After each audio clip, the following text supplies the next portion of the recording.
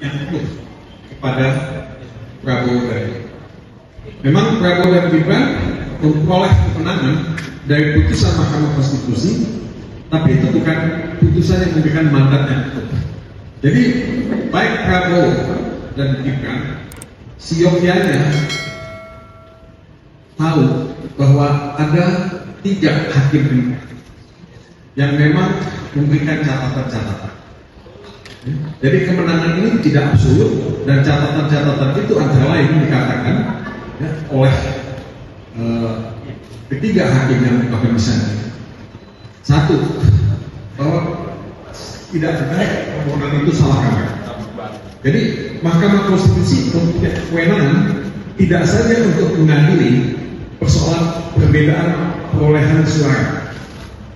Jadi persoalan yang menyangkut pelanggaran etika, pelanggaran prosedur, pelanggaran administratif, itu juga menjadi kewenangan Mahkamah Konstitusi. Jadi perdebatan mengenai MK dan kewenangannya itu sudah tidak relevan untuk dilakukan, ya.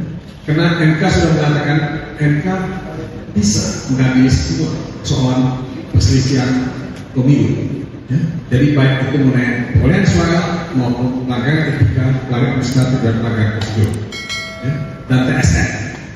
Jadi ini sama.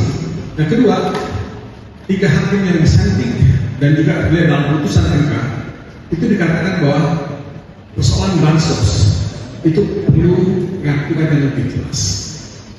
Karena pendistribusian bansos itu dilakukan pada waktu yang berhimpitan dengan pelaksanaan pilpres dan pelaksanaan pemilu.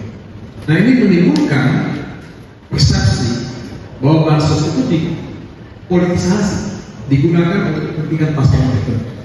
Nah, tadi hakim MK Salim Iskan dan juga Edi Nurbanisi mengatakan bahwa perlu ada pengaturan yang lebih komprehensif mengenai penyaluran bansos. Jadi ini catatan yang kedua. Yang ketiga, ini mengenai intervensi kekuasaan. Tadi Hakim MK Arief Hidayat bicara cukup banyak mengenai bagaimana intervensi kekuasaan itu bisa diatur sedemikian rupa supaya tidak menimbulkan kesan menguntungkan paslon tertentu. Nah, ini juga menurut saya penting karena cawe-cawenya Jokowi, ya, dan menteri-menteri kabinet Jokowi itu jelas menguntungkan paslon tertentu.